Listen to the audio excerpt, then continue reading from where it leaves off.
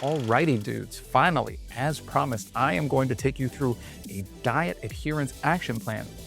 If you checked out some of the other episodes, I went through various skills that you can use while you're dieting, while you're contest prepping, so that you can successfully make it through the contest prep without having any setbacks. Maybe eating off plan, maybe even some binge eating or anything like that. So without further ado, I'm literally just going to read through the PDF.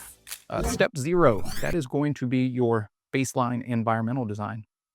The first good part of any plan is going to be how you are designing your environment. You are going to want to remove or hide any sorts of foods that might be triggering for you. You're going to want to remove any visual cues that may lead to eating off plan. Again, so if you've done any dieting before, you've probably gone through meal prep. So you're going to be prepping your foods and check, check, check. All green, all good there. And so you're going to be doing that.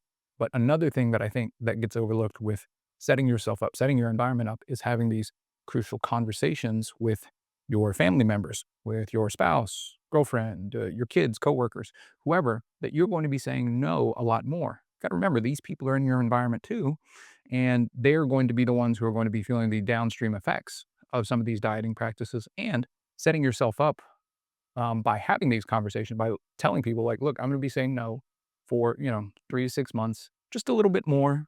I'm going to be, eating in a certain way, and I'm going to be training for something, and I'm going to be shooting for this goal. By letting people in on these goals or in on your goals, you're going to have a much easier time of getting there because then you don't have to continually explain yourself. So that's a part of your environmental design. So step 0 really is setting up your environment. So you want to ask yourself, what are the things in your immediate environment that need shifted, and go make those changes. So that's step 0. Step number 1 is going to be identifying your early warning sign. So how do you know craving? How do you know certain thoughts are going to lead to sort of off-plan eating or things like that? Things that you will notice, increased food thoughts or food focus. This is something that's talked about in literature all the time. As you get lower and lower in body fat, as you get lower and lower in energy availability, your calories decrease, your food focus is going to go up and up. So being able to notice, hey, I'm starting to think about food a lot more, is going to be your one of the first steps in sort of engaging in this plan. So being able to notice those thoughts. Number 2, sort of shifting mind chatter. Now this is something that is big with me. The sort of the thoughts, the milieu of my mind. I begin sort of negotiating like, well, if I take from this meal, beg and borrow from this meal, I can have this many more rice cakes, or I can have peanut butter here or peanut butter there. So I begin noticing in myself that I start negotiating meals and what I can and cannot have, and that's another one of my early warning signs that, oh, something might be going on there. Another thing, as far as early warning signs go, sort of mindless fridge checking and or food content, whether that be on social media or on something like YouTube. Like I noticed recently that there's a there's a show on YouTube. I think it's called Beard vs. Food, something like that. I can't even really remember, but he pops up or has popped up more often because my eyes are pausing on him, and the algorithm is picking up on like, oh, he might want to watch this. So if you notice your social media algorithm or your YouTube algorithm offering you up some more food content, that's probably a sign your food focus is going up. And so that can act as one of the early warning signs like, oh, I might need to engage with my diet adherence plan shortly. Some other things, some more common things: dieting stressful, training stressful, and stress isn't something that is isolated. You're going to have stress in all areas of your life. It's going to be pretty dynamic. So being able to identify, I'm feeling stressed out, feeling bored, I'm feeling lonely. I think in psychology we have this phrase, HALT, hungry, angry, lonely, tired. If you can identify some of those things, that can help you act as an early warning sign that you might begin to eat off plan. So your goal for this is to write down, identify your own early warning signs, and I'd recommend writing down, 1 to 3 things that you notice about yourself that could act as an early warning sign for you that you may need to go farther along in your plan. Step number 2. So the first thing after, really the second thing after noticing those early warning signs is immediate environment shift. I think more often than not, people rely on willpower They rely on just gritting it out and toughing it out. And I think if you are someone who's interested in bodybuilding, like you're tough, you got a tough mindset, and that's great. But why struggle through something with willpower, something that depletes over time, especially with low energy sort of availability, when we can just shift our environment and not have to rely on those things? So, step number two is immediate environment shift. So, what you're going to want to do is, like, let's say if you're in the kitchen and you're noticing, hey, man, left some Oreos out, whatever it is, that's pretty good. You're going to want to leave that environment. You're also going to want to change your sort of food related content. So if you're on social media, instantly cut that out. Unfollow certain channels. Have YouTube say, don't recommend this channel to me anymore. That's going to be a big part of changing your environment. And then, literally, like if you notice a craving come on in a particular room, maybe you don't even notice the cue for what is sort of getting you on this train of thought, but just leaving the room, leave where you're at and changing the scenery, going outside, getting some sunlight, going outside and possibly getting some steps in is going to be very important. So step number two is changing your scenery. So you're going to want to ask yourself on your own plan is, where can you go that brings you peace of mind? Pick 1 to 3 spots and write those down. Step number three. So let's say you can't immediately leave the environment. You're going to want to have some solo coping strategies. And some of these are going to help sort of reset your physical and or emotional state. So shifting from that sympathetic to that parasympathetic state. So some examples here that I've talked about on the channel. So I highly recommend going back and watching some of these videos. You're going to want to do some deep breathing practices, some physiological sighing that I've talked about. Physiological sigh, it sort of mimics this relaxation response we have right before we sleep. So it's a deep breath followed by a second deep breath. You'll notice this sometimes when you go to sleep, you lay down, you go, it sort of mimics that response and shifts you into a more relaxed state. Or you could do just some classic deep breathing. I really have enjoyed some 4-7-8 deep breathing. That's in for 4 through the nose, hold for 7, and then out for 8. Really, if you just want to breathe in through your nose and making sure that your exhale is a lot slower than your inhale, do that for 10 deep breaths. That's a great reset.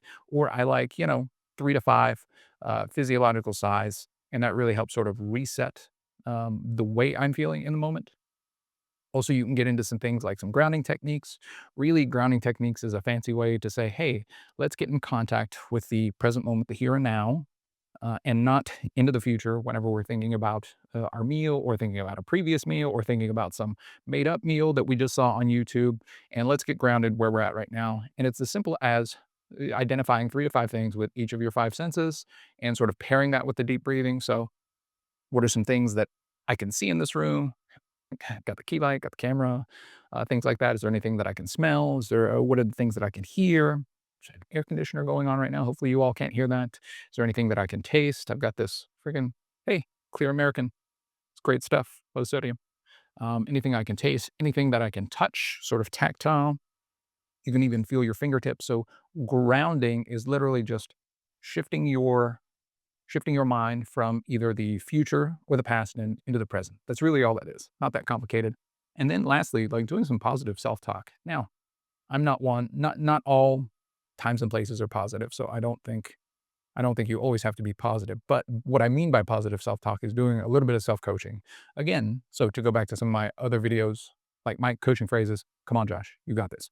Using your name helps you sort of step outside of the situation, and it can propel you forward into some more positive direction. So doing something like that. So I would suggest here writing down 1 to 3 strategies and narrow that down to what works for you, so you can play around with some strategies and just use what works and throw out the rest. Only keep what's useful. Now, moving on to step 4 of this diet adherence plan, having some healthy distractions. This brings up one of my favorite quotes: between stimulus and response, there is a space. And what we're trying to do here is amplify that space. So we can use those solo coping strategies, or we can use some helpful distractions. And this doesn't have to be like some, I don't know, self improvement stuff. Like literally for me, man, playing video games, play Knights of the Old Republic on my phone, which is wild. I never knew I could have that on my phone. And so having some healthy distractions like video games is going to be very helpful, because what we're really trying to do is we're trying to amplify that space between, again, stimulus and response. Whatever it is that triggered this food focus or this desire to eat off plan, if we can just create a little bit more space in between the time we noticed whatever we were noticing and our response to it, that more often than not, can be enough.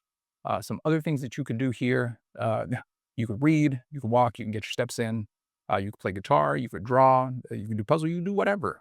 Anything that is going to help sort of distract you from the situation at hand. So your goal here is going to be to identify 3 to 5 positive distractions, whatever they are, 3 to 5 distractions, whatever is going to help you distract yourself from the current situation.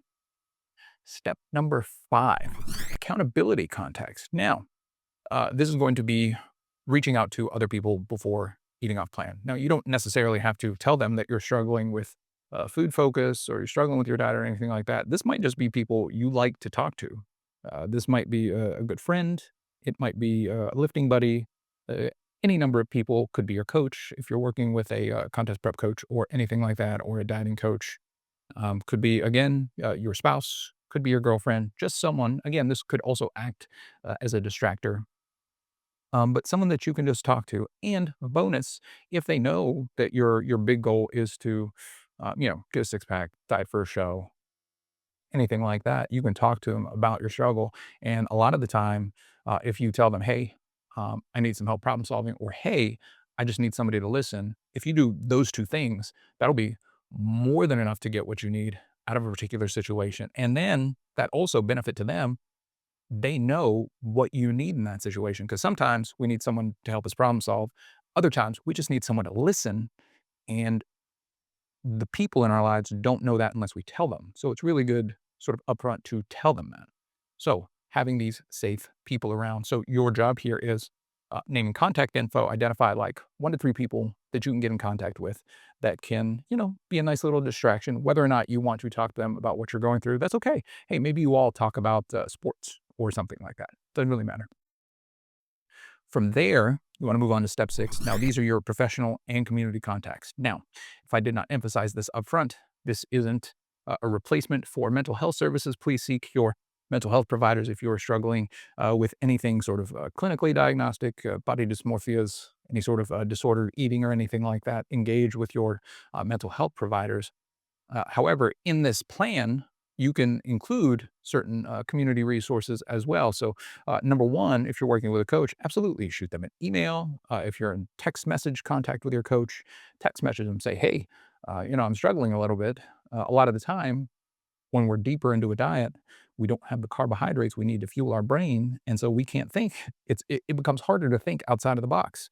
We contact these people, our coaches, if we're working with a dietitian or anything like that, they're going to have strategies and skills that we're not even thinking of. Hey, maybe we even know those strategies and skills, but we're just not thinking of them in the moment because we are so deep into this diet that thinking is hard. So coach, dietitian, online support group, anything you're going through, and if you are currently working with a therapist, probably bringing them into this goal would also be beneficial too. So that's something for you to consider. Not saying that you have to, but especially if you have a history of maladaptive eating patterns, that might be important for you to do. So next step in this plan is note any professionals that you might want to contact who you can talk about what you're going through right now. So there's that. And step 7, this is coming back to you, and away from distractions and other people. This is getting in contact with your sort of core values and your big why for why you are doing this. Why are you doing this? And you need to keep these reasons right in front of you. So some examples of why a person might want to diet or do something like that: to become strong, proud version of yourself, to be a role model for my kids. I know that that is actually one of my big core values. I want to model doing hard things for my kids in a way that is respectful of them, respectful of others around me. And so that is one of my values whenever I am engaging in a bit of dieting. And then to also finish what I start, and then, step on stage. So that's another core value. So your goal here, I would list 5 to 10 of your values in terms of why you are engaging in this bit of dieting or training the way that you're doing. Rank order these and revisit those, day to day, a couple times a week. And that really helps, motivate at times, especially when our stress is high, when our calories are low. So getting in contact with your values. And then most importantly, maybe I should have put this up front, but that's okay. You can do that once you get your own PDF or this PDF that I've linked. Writing down your long-term goal, this long-term specific goal. You want to state it clearly with intention and in your own words. So here is an example. I will step on stage, the leanest I've been, through appropriate preparation, acceptance of the things that I can and cannot control, and having good backup plans when things don't work out. Now, your plan here is to write down your long-term goal. The more specific, measurable, attainable, realistic, and timely it can be, the better.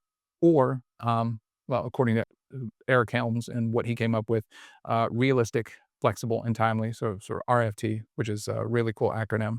You just want to make sure that whatever your goal is, there's time constraint, it's measurable, and it's achievable for what you're trying to do. And so, ladies and gentlemen, that is your diet adherence action plan. Hopefully now you have the PDF. You can go through and fill that out. If you have any questions, please shoot them down below. I hope this episode was helpful. And if it was, please hit subscribe and come join me for the next episode where I will talk about something bodybuilding or bodybuilding and psychology related. See you there. Peace.